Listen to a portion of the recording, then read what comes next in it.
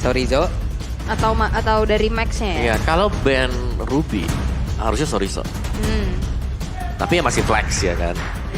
Masih bisa pakai yang lagi. Misalnya kalau mereka mau main lebih lama lagi, Uranus masih ada buat masuk ke XP lane. Wah, aku juga pernah ingat lagi Uranusnya Sorizo ya. Bener, itu bisa kan? nahan sampai ke base-base Iya, loh, 2 lane dimakan. Bener, dia bisa ngebaying time sampai akhirnya Melisanya jadi. Iya. Plus ini mereka juga harus mencari stopper ya untuk setidaknya bisa mengganggu juga ke arah Lolitanya gitu loh.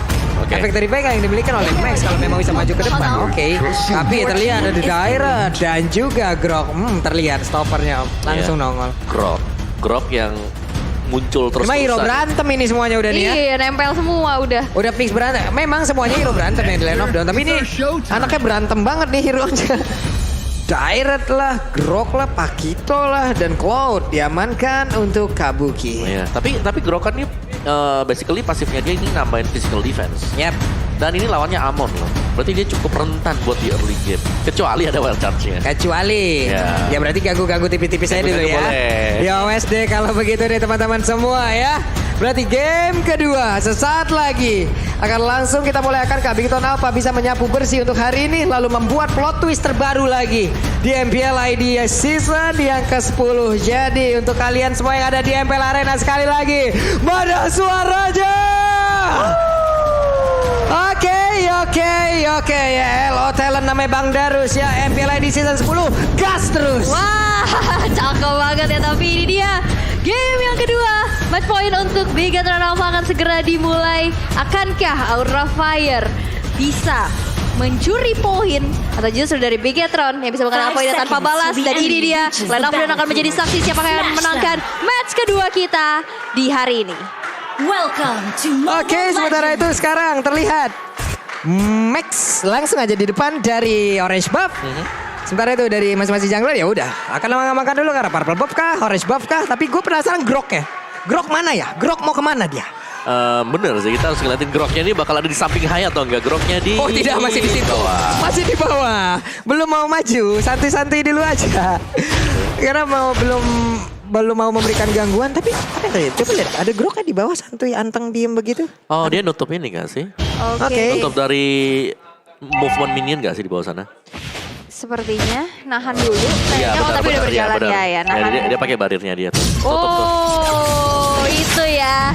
Catat nahan pakai kan? barrier biar minionnya nggak bergerak dulu sehingga dari markinya bisa mengamankan minion demi minionnya dengan lebih cepat ya. Iya, enggak. Jadi markinya ini aman gitu. Iya, Karena dia ada aman. di depan turret, bukan ada di bagian tengah-tengah atau bahkan nyebrang dari sungainya. Yep. Wow, sekarang talent prediction ada Aura, BTR, Aura, BTR, Aura. Oke. Ada perbedaan dari kedua analis kita ya memang Iya, ya. dua analis kita sudah bersaing nih sepertinya. Wah, sakit banget tadi analisnya udah masuk namun masih bisa ditahan. Masih bisa ditahan juga dan memang dari segi damage-nya masih belum maksimal ya. Ini masih early game juga. Tapi lihat dari Bigatron Alpha yang coba untuk mengumpulkan snowball demi snowballnya di early game. Walaupun emang kita lihat juga dari segi networknya nggak begitu terpaut jauh ya. Tapi Fluffy di arah atas harus mengeluarkan satu buah sprintnya untuk mundur ke arah belakang. Yap. Sementara itu Max tetap masih mau melakukan farmingan agar memperbanyak lagi gold yang dia milikin. Kabuki di bawah mempertahankan stacknya dulu ya. Tetap dipertahankan dari Optifairy yang dia punya sebelum nantinya akan bisa menambahkan lagi movement speed, menambahkan lagi attack speed. Tapi di area turtle udah terjadi pertempuran. Hai udah standby dari tersebut. Godiva juga masih level 3, hanya charge dan Guardian Bullock yang masih bisa dia keluarkan untuk saat ini. Tapi Moreno perlahan pasti Wild Charge juga Flicker tadi keluarkan bersama. Namun di bagian belakang terlihat kan ada satu kelas yang dikeluarkan oleh Berserker yang memang sangat-sangat dibutuhkan di dalam tim fight kali ini. Mereka masih ingin melakukan tim fight. Ada Sorizo yang udah berhasil dihancurkan pula, tapi kayaknya bisa melihat dari kejauhan pada untuk kali ini Amon yang gak bakal bertahan jauh lebih lama lagi. Plus Morena pun langsung dihilangkan begitu saja di area tersebut. Moreno tadi nge-IMU ke arah Luminous Flash ya. Dan itu bagus banget juga di mana ada space juga yang diberikan dan turtle-nya berhasil untuk di-secure oleh Max dengan retribution yang lagi-lagi on point. Tapi kalau dari segi emblemnya mau kita boleh intip? Yes, dari emblemnya aku pengen lihat dari Godiva gitu. Dia pakainya kan concussive blast juga dengan tambahan SP pull dan juga cooldown. Ya sedikit lebih cepat untuk bisa melakukan mungkin dominant blastnya atau bahkan dengan charge attack-nya dia. Nggak terlalu banyak yang berubah sebenarnya, tidak ada perubahan bahkan ya untuk Bigatron Alpha maupun Aura Fire. Ini adalah yang biasa kita lihat penetration bersama dengan movement speed yang jauh lebih diamankan untuk Aura Fire. Yap. Oke, sekarang ada lagi Fluffy melakukan fight dengan Sorizo.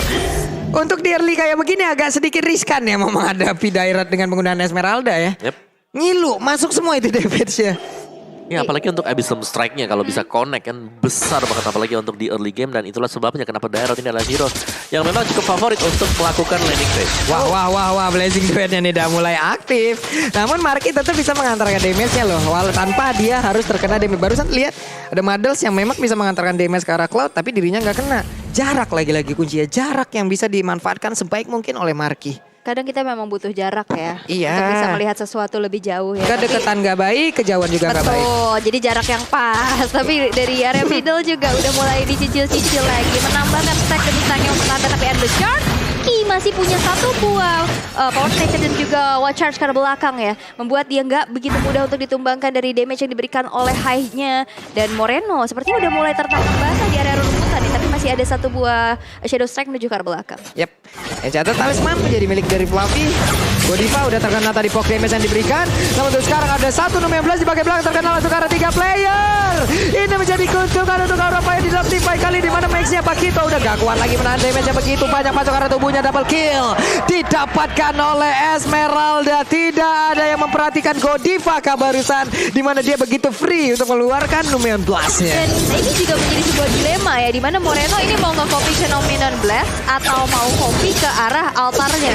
Ini menjadi sebuah dilema yang membuat akhirnya tadi oke, ada Cloud Altar tapi mereka kurang cece. Balik lagi tadi kan di pertama sempat nge-copy ke arah Numeon Blast.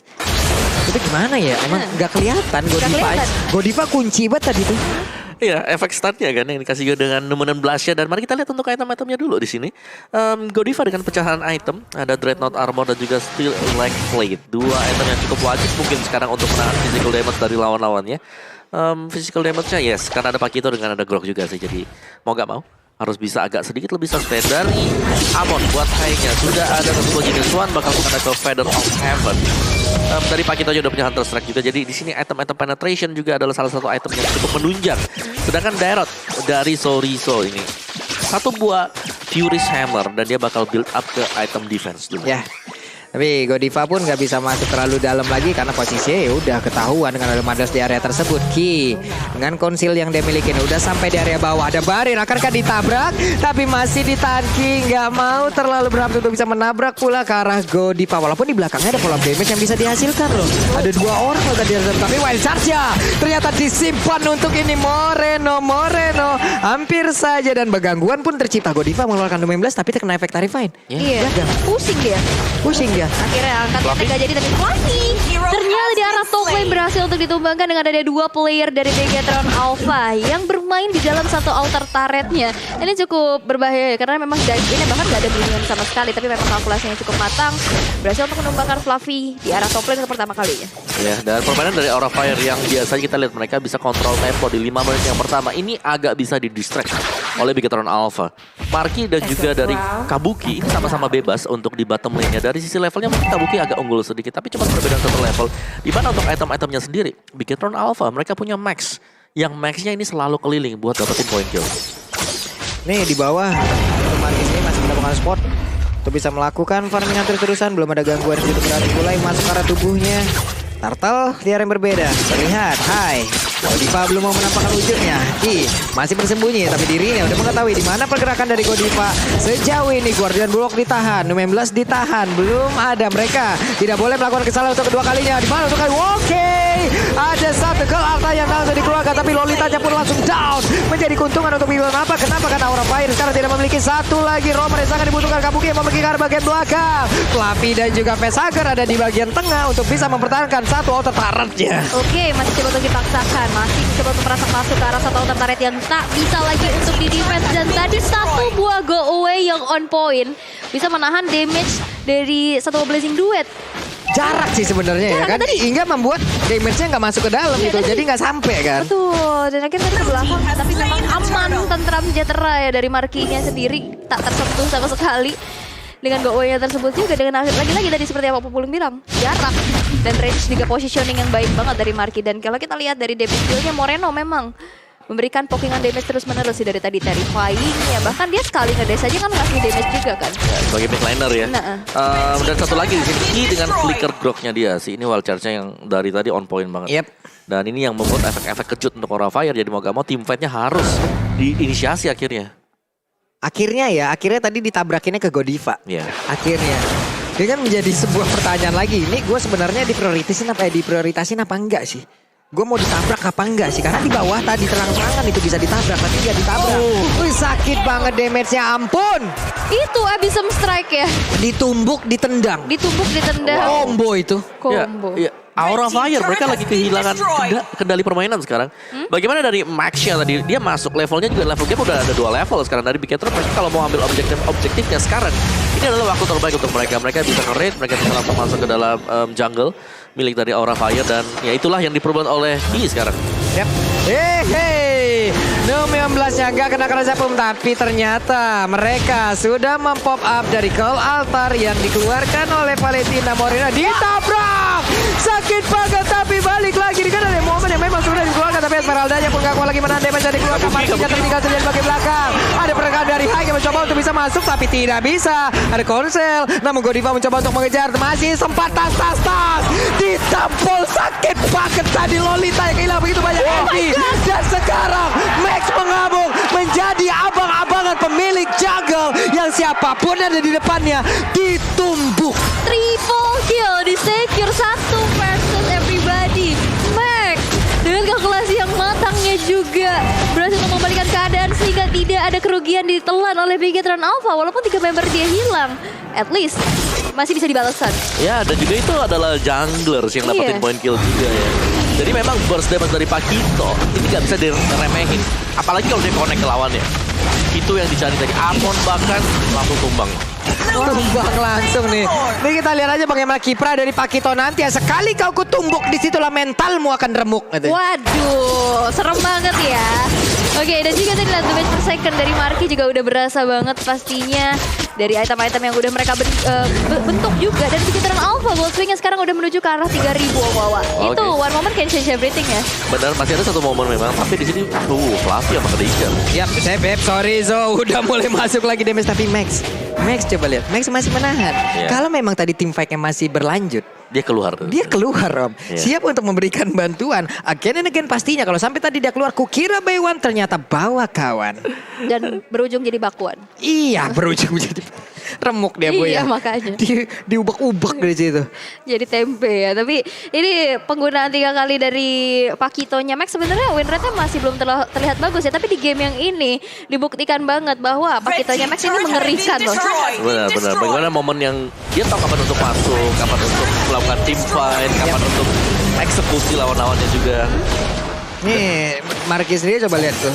Oke, taruh aja dulu Madelsnya. Iya. Kalau memang ada satu orang dan mereka tadi masih connect di dalam dari Mayas on You-nya ataupun Madelsnya, yo wes. Masih diterusin, bahkan mungkin bisa aja Ismail dikeluarkan. Tapi di bawah, Sorizo tertangkap basah, hilang momen seperti untuk Bigetron Alpha. Mereka hanya berempat. Apakah mereka akan tetap berada di area tersebut atau mereka akan set up ulang lagi? Tidak sih, seperti kalian tadi ada satu solo pick off ya di area bottom lane di mana Blazing Duet dari Kabuki juga ini udah no play, udah nggak main-main lagi pastinya damage-nya dan bahkan kita dari Bigetron Alpha harus mundur terlebih dahulu, mengambil kebijakan nggak bisa terlalu memaksakan kehendak untuk bisa mencuri atau mendapatkan turret-turret yang ada di base yang masih berdiri dari Aura Fire.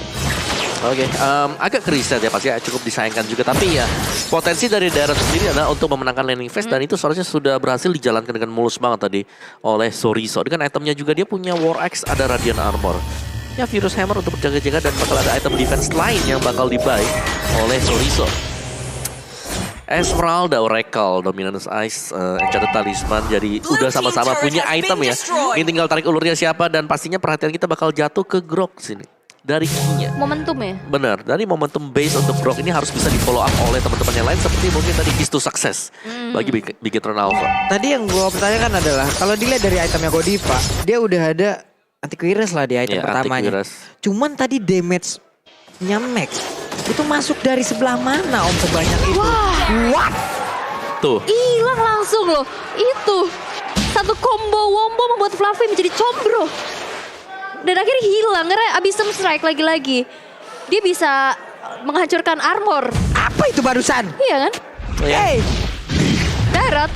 Ya dan juga banyaknya penetration yang memang bisa dimainkan oleh Bigetron Alpha. Karena kita tahu bagaimana Furious Hammer lah salah satu bahan mungkin pecahan dari Hunter Strike yang sering sekali kita lihat sekarang.